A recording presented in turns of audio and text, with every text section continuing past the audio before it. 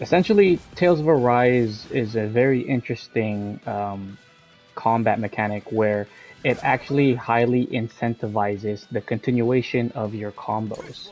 And we'll kind of go into the details about what that looks like. So, to start things off, there is a status that we want to inflict on the enemies called the break status. When you are in break, or when the enemy is at break, where you see the word break right there, it means they are open to have aerial combos done upon them. And it's important, the break status is important to stop enemies from attacking and giving you an opportunity for those aerial combos. The reason why aerial combos are important because once you put the enemies in the air, they cannot attack you, and you are able to keep juggling them in the air. They can't attack you until they fall down. And not only that, but you all also end up not getting hit by any of the other attacks that are happening underneath you while you're in the air. So aerial combos is a very big deal for this game. So to kind of start things off, let's just go ahead and inflict break status on him right now. And then once you see break, you can continue pushing your normal attack button in the air as is, right? Just like that. Obviously, you have certain Mystic Arts abilities that you can use to keep the enemies juggled up in the air. A good way to keep combos going is to use any hit in the air that is also multi-hit. The game just incentivizes multi-hit opportunities in general. So if you throw them in the air, you hit, hit, hit, hit, and then you do another move that is multi-hit like that, that's a good Mystic Art to utilize. At the same time, you can mix between the arts to keep the enemies juggled in the air and on the ground. So here's a very good example of that right now, just as a basic function. You throw them in the air and you throw them back down. Throw them in the air and you throw them back down. And as you can tell from doing this, the enemy can't attack. See? Right? The only limiting factor you have is the amount of AG you have. Right? So the more you do this, the more they're likely to stay up in the air and they can't do anything to hurt you. Right? A good way to mix everything together is obviously to hit them in the air, do a few attacks, hit them back down, hit them back in the air, do a few attacks, hit them back down, right? Hit them back in the air, and then continue that over and over and over and over. The lower the enemy's health bar is, the faster the boost strike gauge also builds up, which we'll kind of cover a little bit later on. But essentially, the more you're able to keep enemies afloat, the more you're able to keep your combos going without them hitting you, without you missing or whiffing your attacks, the closer you'll be to using a boost strike, which we will cover separately. All right, now let's talk about overlimit. Overlimit is a buff that your character gets. When it activates, you essentially can do as many arts as you want without consuming arts or AG until your overlimit gauge drops. How you activate overlimit is very simple. You have two options. You either get hit a lot, and eventually it will activate, or, and there's the better option, you do perfect dodges. So if you do perfect dodges, and we're just gonna do a few of them right here, and just wait, you'll start noticing eventually that your character will actually, main character will glow blue. When they start glowing blue, that's how you know that you're about to enter a mystic, your overlimit status, I should say. There it is. Okay, and then at this point, you can use as many arts as you want, and you're not gonna run out. You just keep spamming whatever arts you have. It doesn't matter. You just keep spamming it. I'm just like right now. I'm just constantly doing it. And then if you push 2 attacks at the same time, 2 art buttons, you enter your you input your mystic arts just like that. All right, we are continuing on to discuss boost attacks and how that ties into comboing as well. So as you normally progress and you're normally attacking your enemies, you will have your gauge, your boost attacks gauge, go up. So the reason why boost attacks are important is they obviously have their different perks. Alphen's is probably one of the best in the game, just because he is able to inflict a down status such as this. And it stops the enemy from attacking, giving you an opportunity to constantly hit them, such as that, right? Alphen's is also good in that if you actually use Alphen's instead of Rinwell's or Kisara, you're able to knock down the enemy regardless. So if an enemy is casting a spell and Rinwell isn't available, or an enemy is charging and Kisara's isn't available, their boost strikes aren't available, you can use Alphen's as a way to knock down the enemy regardless, and then keep them down that way and prevent them from doing what it is that they're doing, right?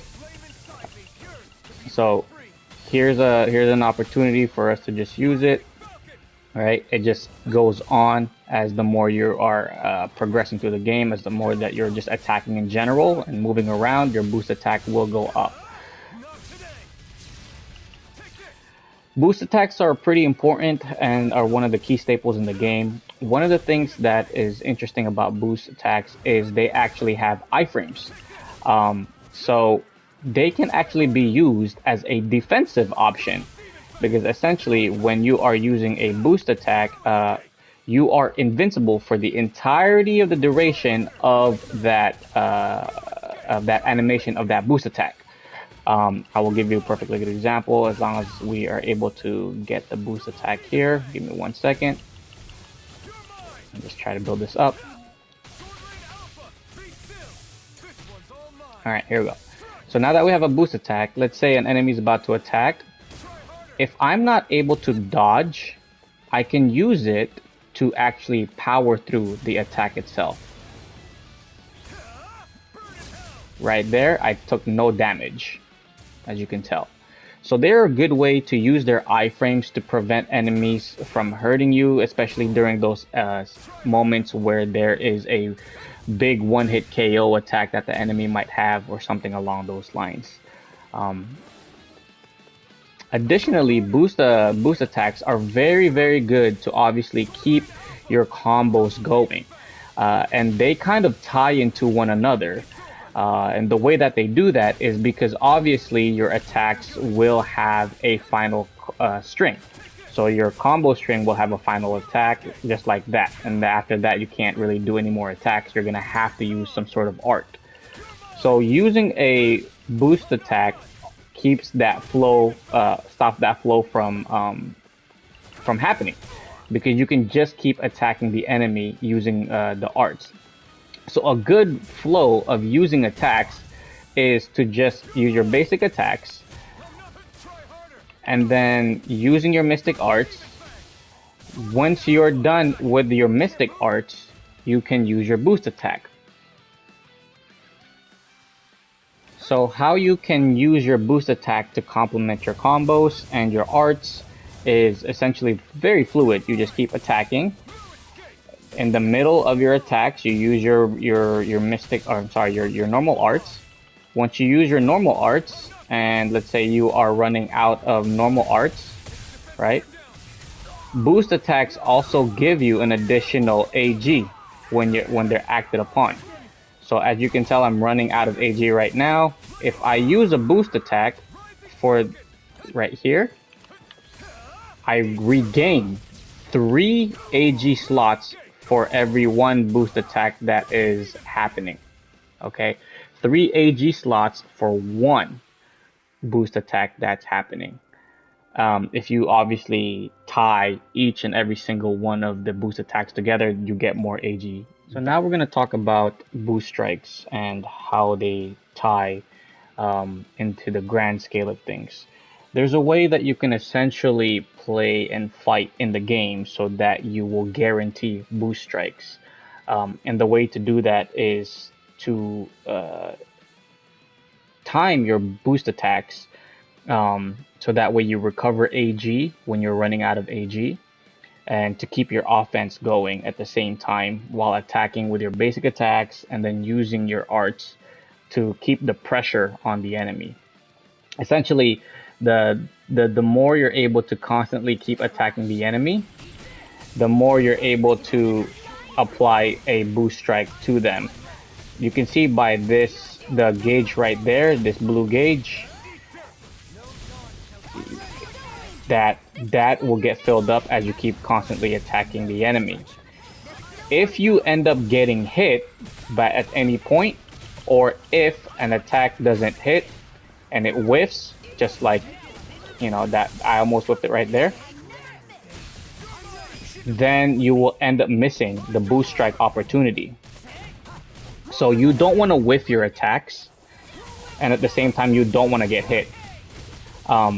If you feel like an attack is going to whiff and it's not going to hit, the best thing to do is actually use somebody's boost attack, so that way their boost attack will hit if your main character's attack is going to whiff. Okay, let's see if there's a situation where I can get that happening. So right here, I whiffed that. I use a boost attack to attack. Well, they died pretty quickly.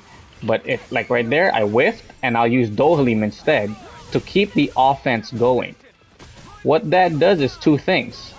It basically hits the enemy at the same exact time that you are missing your attack, and at the same time, it gives you back your AG.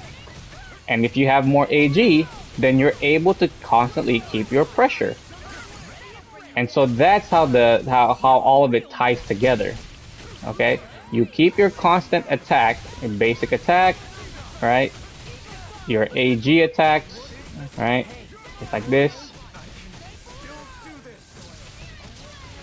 And then you just keep attacking the enemy until you get a boost strike. Okay. As I mentioned previously as well, the lower the enemy's health bar is, the faster they'll get a boost strike, just like that. Okay.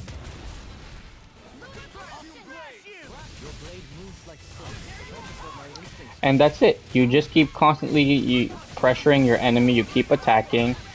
Make sure you don't get hit, right? Make sure you don't whiff. And if you're about to whiff, you use a boost attack. And you can essentially, by keeping those things in mind, you could essentially guarantee a boost strike to the enemy that you're attacking. So hopefully that helps. If you have any questions, feel free to let me know. And enjoy the rest of your day.